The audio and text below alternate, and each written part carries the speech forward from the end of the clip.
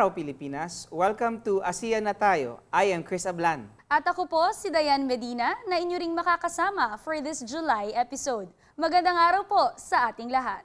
50 years ago, nagsama-sama sa gusali ng Department of Foreign Affairs sa Bangkok, Thailand ang 5 foreign ministers mula sa bansang Malaysia, Indonesia, Thailand, Philippines at Singapore para lagdaan ang isang dokumento.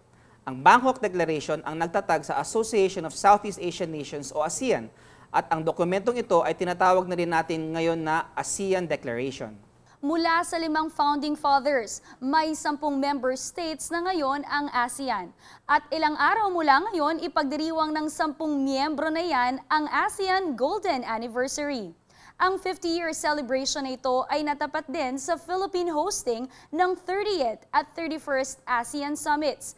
Kaya't isang napakalaking okasyon ito para sa bansa. Kung inyong matatandaan noong April 29, ang 30th ASEAN Summit at ang 31st ASEAN Summit naman ay magaganap this November. 50 years of peace, progress, and solidarity. Pag-uusapan natin maya-maya ang detalye ng ASEAN commemorative activities with our guests from the Department of Foreign Affairs. Samantala, ating munang balikan ang mga naganap na ASEAN meetings nitong July. Panoorin natin ito.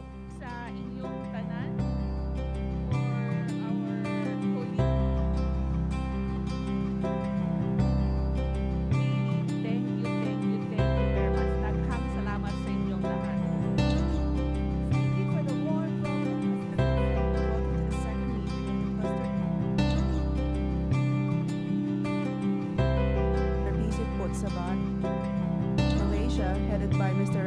Zainal. The Philippines, headed by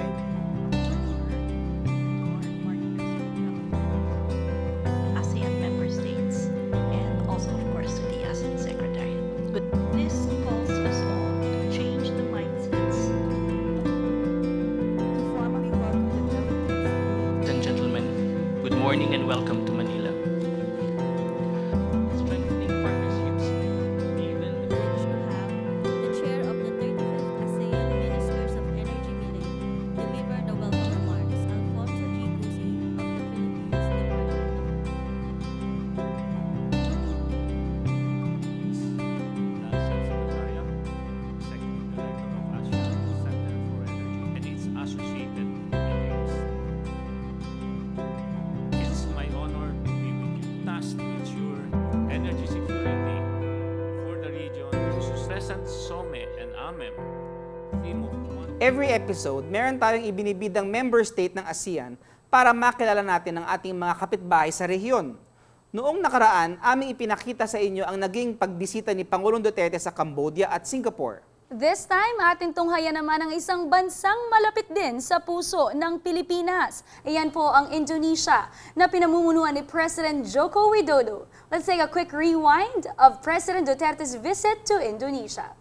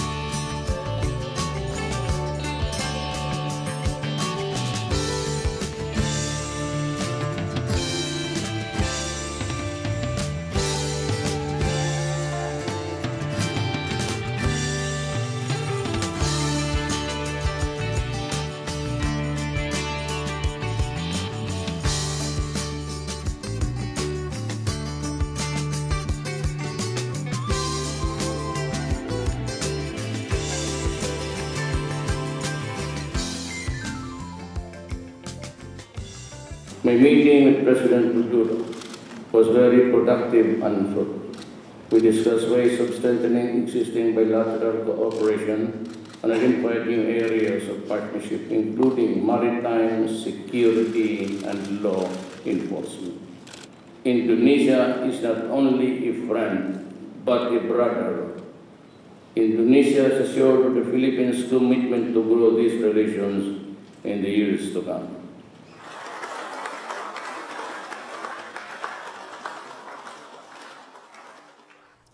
Joining us today is Executive Director Zaldy Patron from the Office of ASEAN Affairs of the Department of Foreign Affairs. Welcome back, Director Zaldy. Hi, Executive Director. Yeah, magandang araw, Ase Kris and Dianne. It's nice to be back here. Of Salamat sa course. imbitasyon.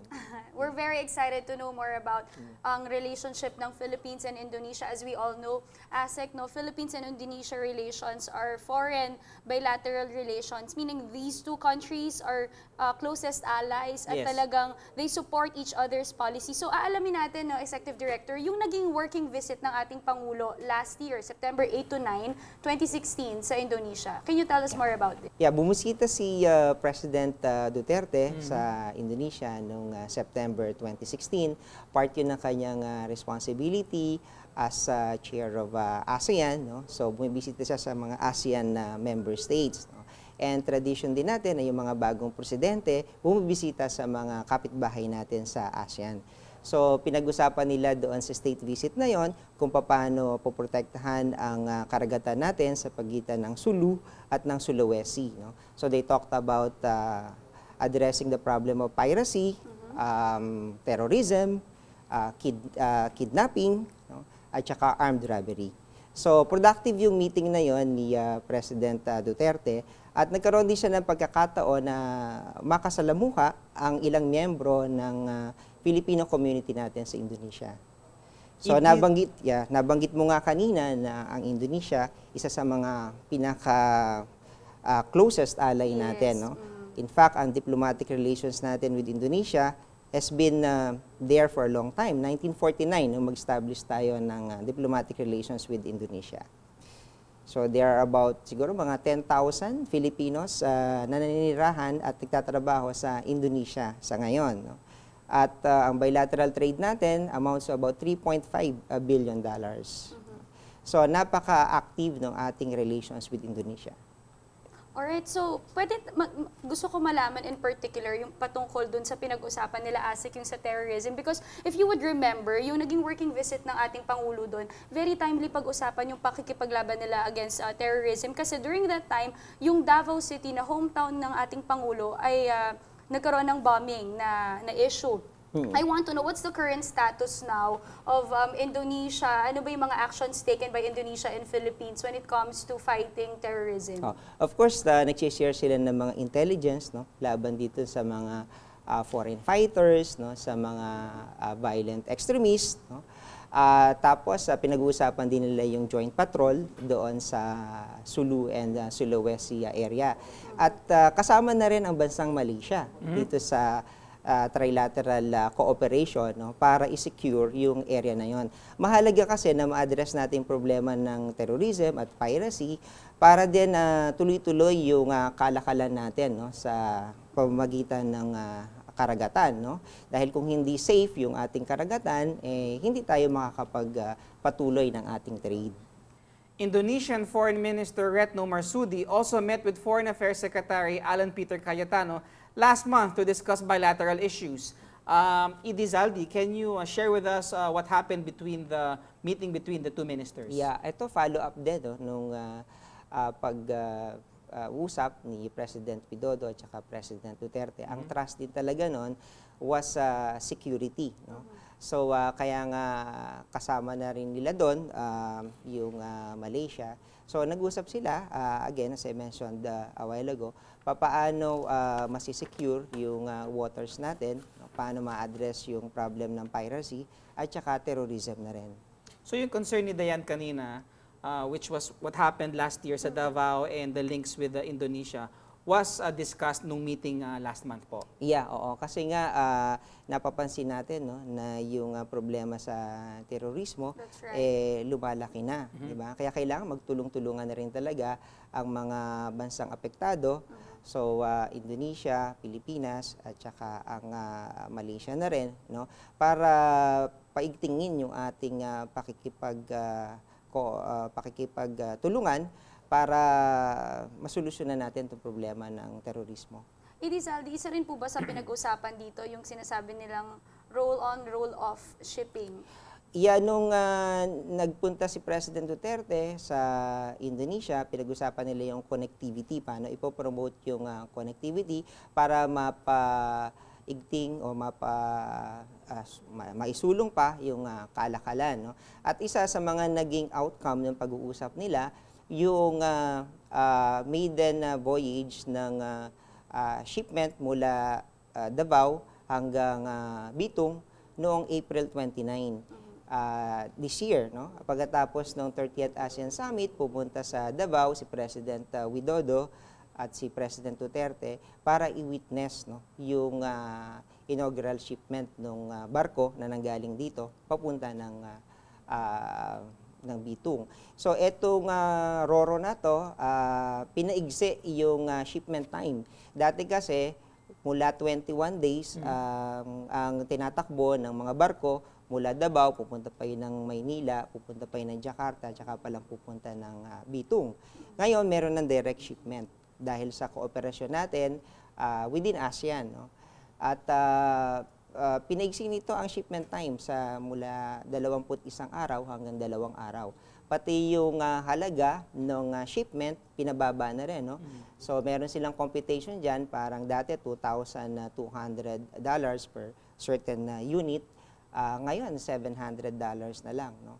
Yung kargamento. Ano po yung mga produkto na binabarter natin with Indonesia? Mainly mga agricultural products. No? So tayo nagpapadala ng mga bananas. Yan. Tapos sila din nag-ship ng mga agricultural products. I think may demand din sa Indonesia ng mga appliances. So nagpapadala din tayo nun sa kanila. So yung roll-on, roll-off, pinababa niya yung expenses. So Yeah. ngayon, mas madami mabilis, na. Mas mabilis, mas mas madami mura na. na makakarating yung mga produkto sa Indonesia, ganun din sa Pilipinas. So, magiging mas affordable para sa mga consumers. At saka, mas mabilis na ngayon, di ba? So, paborable ito para sa mga exporters at saka sa mga consumers. Para rin, syempre, ito yung isang paraan upang umangat rin ang ating ekonomiya. Magandang malaman na yung mga ganitong klase ng projects and programs, no, para mas mapaigting at mas mapalakas pa ang relasyon ng dalawang bansa, which is Indonesia and Philippines. But, Edie Zaldy, can you say 100% na lahat ng mga napag-usapan during the working visit na i-implement naman ito sa ngayon? What's the current status? Yeah, nakikita naman natin ngayon nga yung ating mga Coast Guards, yung ating mga intelligence authorities, nag-sharing na sila ng mga information. No? So nagkakaroon ng kooperasyon at saka itong ang trade, isa sa mga pinag-usapan nila, nagkaroon ng realization. Alright. Para naman ngayon, dumako naman tayo sa isa pa nating sineselebrate ASEC. Of course, this is a very special event for the Philippines. Ito po ang celebration of 50 years of ASEAN sa darating po na August 8, 2017. Ano-ano nga po ba ang mga inaasahan natin na mangyayari sa araw na yan? So, Director Zaldy, ano po ang what's up for DFA and the celebration po ng ASEAN 50? Yeah. First of all, mag-host tayo ng ASEAN Foreign Ministers Meeting and related meetings mula August 2 hanggang August 8. So, 1 week yon na narito yung mga members ng ASEAN at saka yung mga partners natin sa ASEAN. No? So, it will be a series of meetings. No? Una, magbi-meeting muna yung mga ASEAN Foreign Ministers Meeting among themselves, so 10 lang sila. Later on, makikipag-meeting sila sa mga dialogue partners ng ASEAN. No? 10 ito. No? Ito yung Japan, Korea, China, New Zealand, Australia, India, US, Canada, EU, at saka Russia. May meetings po ang 10 ASEAN plus China, 10 ASEAN plus US. Yes. So, ASEAN plus 1. So, you will call it ASEAN-US Ministerial Meeting, Yes. ASEAN-China Ministerial Meeting. No? Dahil pag-uusapan nila yung kooperasyon ng dialogue partner na yon sa ASEAN. Kasi bawat dialogue partner, meron tinatawag na plan of action with ASEAN. No? So usually 5 years yan. At nakalagay doon kung ano yung mga gusto nilang mangyari para makapag-contribute sila sa ASEAN community building. So i-review nila yung progress ng plan of action na yon. Plus mag-uusap din sila about regional and international situation. No? Mag-exchange sila ng ideas, paano ba ma-address yung mga problema na kinaharap ng rehiyon natin. And then after nung mga meetings na yun with the dialogue partners, meron pa tayong other groups, no? Like ASEAN plus 3. So ito naman, kausap ng ASEAN, yung plus 3 countries. No? At plus 3 countries na to, Kasama dito ang Japan, China, at saka Korea. And then, meron ding East Asia Summit. No? Ito naman, kinabibilangan ng 18 bansa. Oh. 18 bansa yan. And then, ang pinakahuli at ang pinakamalaki, yung ASEAN Regional Forum. Sa ASEAN Regional Forum, 27 countries naman ang miyembro no. Ang pinag-uusapan naman doon, yung mga political security issues. Kaya busy tayo sa panahon na yon, maraming mga bansa ang pupunta dito sa Pilipinas. Lahat po ng meetings, ED, is between August 2 to August 8. Yeah. Bago mag-meeting yung mga ministers natin, magmi-meeting muna yung mga senior officials, no? To prepare for the meetings of the ministers. Yung mga ministers natin, ang mga meeting talaga nila is August 5 to 8. Okay. Okay. Magkaka-traffic po ba yan sa dami ng mga For meetings? sure. Hindi naman, mamamanage naman yun ng ating National may Organizing alternate Council. naman. Oo, no? May mga dinedesignate naman sila na mga areas, no? Actually, ED Zaldy, on a lighter side naman tayo dun sa entertainment naman. Yeah. Dahil sinasabi nga nilang ASEAN is actually a very good platform para mas makilala natin yung kultura ng mga bawat bansa na miyembro nito. So meron tayo iba't ibang series of activities rin na mangyayari patungkol naman dito. Ano-ano po ba yun? Well, yung August 8, sa pinakadulo ng ASEAN Foreign Ministers Meeting and related meetings, no, magkakaroon tayo ng closing ceremony. But at the same time, it will also be our grand celebration of ASEAN's 50th anniversary. So, ba't natin tinawag na grand celebration? Iniimbita natin yung mga descendants ng 5 founding fathers na pumunta dito. No? So, yung descendant na Foreign Minister Tanat Koman ng Thailand, Foreign Minister S. Rajaratnam ng Singapore, descendant ng Deputy Prime Minister Abdul Razak ng Malaysia, Foreign Minister Adam Malik ng Indonesia, at sa atin naman, Secretary of Foreign Affairs Narciso Ramos. So, sa bahagi ni Secretary of Foreign Affairs Narciso Ramos, si President Fidel Ramos ang dadating para tumanggap ng plaque of recognition mula sa ASEAN. No? At ang special guest of honor natin dito is President Duterte. Siya mismo yung magbibigay ng plaque sa ating mga descendants and representatives. No? Ang host natin dito at chair ng ASEAN Foreign Ministers Meeting and related meetings is Secretary Alan Peter Cayetano. Alright. Yung sinasabi ni Dianne kanina, we learn about the culture of the other members of ASEAN. Will we see during August 8 presentation from the different countries? Yun nga, pupunta na nga sana ako doon. Magkakaroon ng cultural production na pangungunahan ng Cultural Center of the Philippines. No? So, maganda yung konsepto ng CCP. Part of that will also be recognizing the modern heroes of ASEAN. No? Kasi meron tayo mga bibigyan ng ASEAN Biodiversity Heroes Award, ASEAN Youth Entrepreneurship Awards, and ASEAN Rise Science and Technology Awards. So magkakaroon ng cultural show si CCP at i-integrate niya itong recognition sa founding fathers at the same time dito sa mga modern heroes natin. Alam mo, ED Zaldy, Asek, mabanggit ko lang, no, this is actually a perfect timing. Nakakatuwang malaman na walang pasok at holiday ito.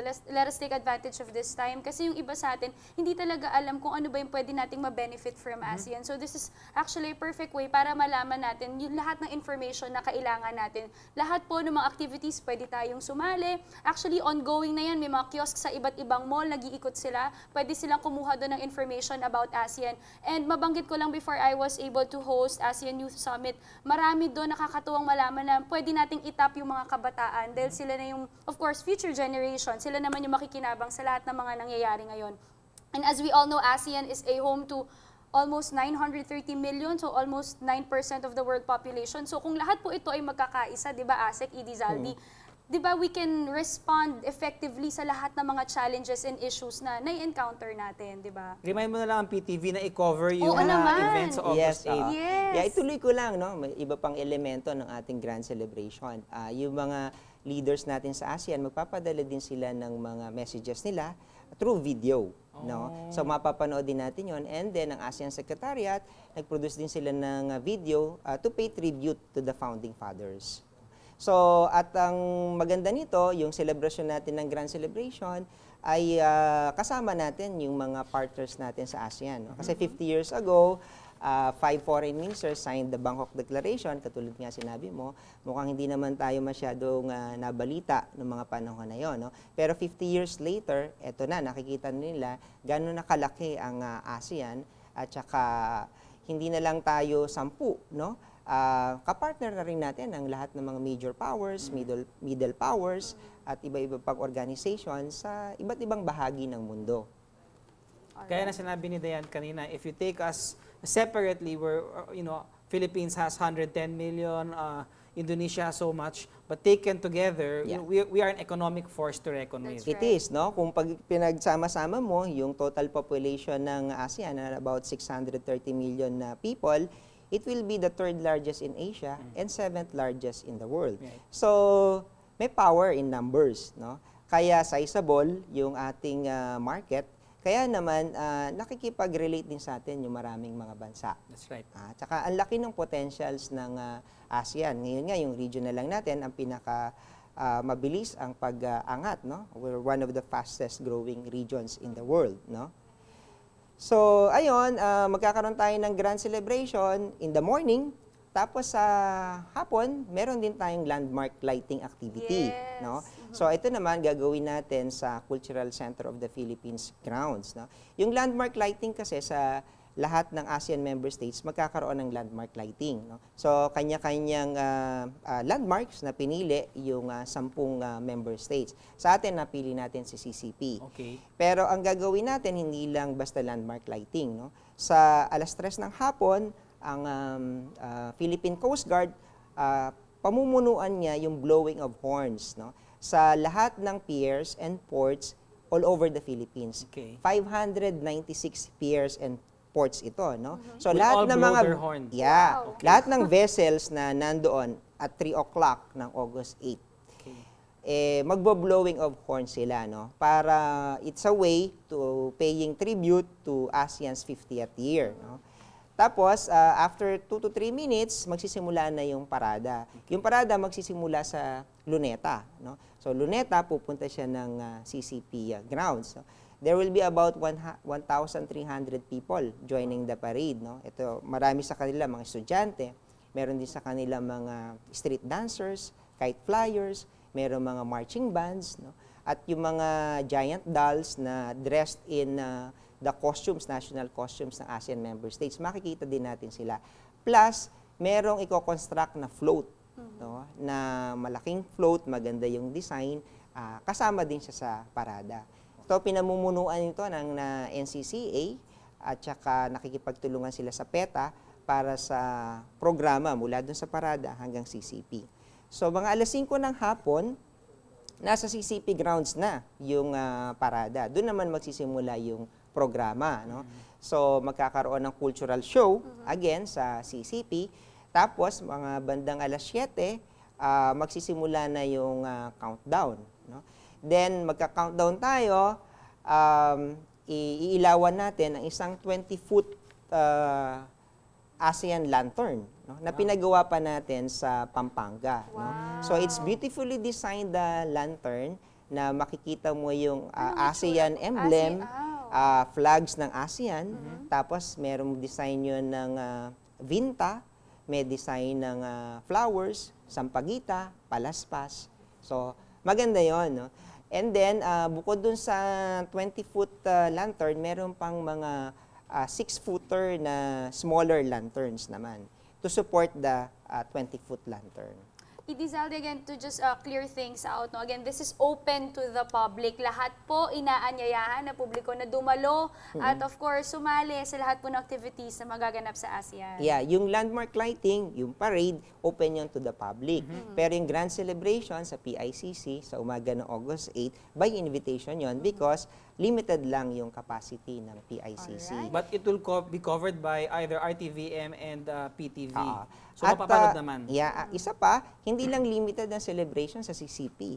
Merong 73 cities and municipalities and provinces na makikiisa sa atin sa selebrasyon ng ASEAN's 50th anniversary. Wow. So lahat ng mga cities sa Metro Manila, Regions 1 until Region 2, at saka Caraga Region, meron silang sariling selebrasyon. No? Wow. So, magkakaroon sila doon ng street party, concert, saya naman. food festival, choir singing. No? Marami silang mga gagawin na selebrasyon. Gusto nating samantalahin itong pagkakataon na ito para itaas ang kamalayan ng ating mga kababayan tungkol sa ASEAN. No? Para magkaroon sila ng interest na pag-aralan ng ASEAN, ma-realize nila na malaki yung benepisyo na nakukuha natin sa ASEAN. No? Yung peace and stability na na-enjoy natin ngayon sa region, na nagbibigay sa atin ng pagkakataon para magkaroon tayo ng economic growth, no? Dahil ito sa ASEAN, dahil nag-uusap-usap yung mga leaders natin para hindi na nagkakaroon ng mga awayan, ng hindi pagkakaunawaan sa pagitan ng mga miyembro ng ASEAN. So napakahalaga ng papel ng ASEAN sa pag-unlad ng ating rehiyon. Alright, so thank you so much, Executive Director Zaldy, for sharing us all that information. And of course, before we let you go, do you have any message to our viewers? Well, ini-encourage ko lang sila na magbasa, pag-aralan ang ASEAN. Minsan lang tayo maging chair ng ASEAN every 10 years, so it's a great honor for us na chair tayo ng ASEAN during its golden anniversary. At maraming matututunan tayo tungkol sa ASEAN. Sana makibahagi tayo sa ating ASEAN community building. Alright, well Thank said. you. Thank you so very much, Edie Zaldy, for gracing our show today. Maraming salamat din sa lahat ng ating mga taga-subaybay. For more information on the Philippine hosting of ASEAN, you can visit asean2017.ph and visit asean50.com. And for more updates, you can follow us in our social media accounts, Presidential Communications Office and Radio Television Malacanang Facebook pages. You can also view our episodes in our YouTube channel, RTV Malacanang, and in our website, rtvm.gov.ph. See you again in our next episode. I am Dianne Medina. And I'm Kris Ablan. Magkita-kita po tayo ulit next month dito lang sa ASEAN Na Tayo.